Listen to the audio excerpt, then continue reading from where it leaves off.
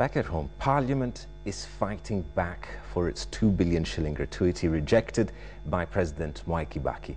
The National Assembly has resorted to hold the executive at ransom, threatening to shoot down the finance bill and cripple government expenditure. The vengeful members of Parliament have aimed their arsenals at President Kibaki for freezing the perks, claiming he betrayed Parliament. KTN Samogina reports.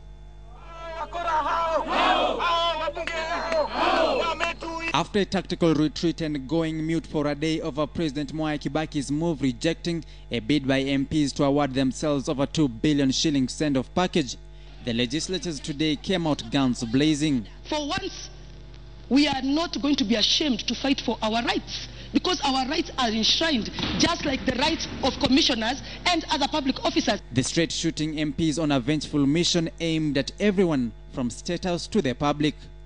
Wajir West MP Adan Kainan, who sneaked in the offensive clause that elicited public furrow, claimed the executive is instigating a smear campaign against Parliament.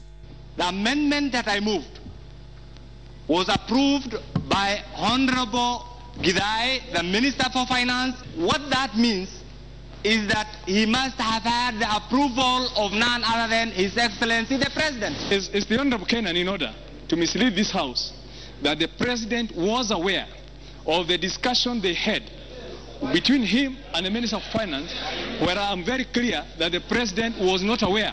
But in particular, Parliament's arsenal was directed at the Commission for the Implementation of the Constitution's chairman, Charles Nyachai, and its commissioners, who threatened a judicial redress on the MP's self-preservation move. These commissioners have condemned this House as composed of people who are greedy, who are not caring about Kenyans. And yet, when we look here, for example, Commissioner Nyachai, he earns over 1.2 million. They refused to take the salary they were given. They even sought intervention from CIOC, which was not granted. So they bulldozed the government. The independent commissions, which are 15 in number, and which aggregated together is like another whole parliament. The MPs subverted parliamentary procedures, delving into a character assassination mission on the CIC chairman, who could not defend himself of the allegations raised by MPs. Any voice of reason challenging status quo was trampled upon. Madam Speaker, members, we forget about this thing. Let us move on. This thing to be reviewed. Yes, you can boo me. It is my opinion. I'm in the minority. And I want to tell you this, how Nyachai is misplaced, confused, deceitful.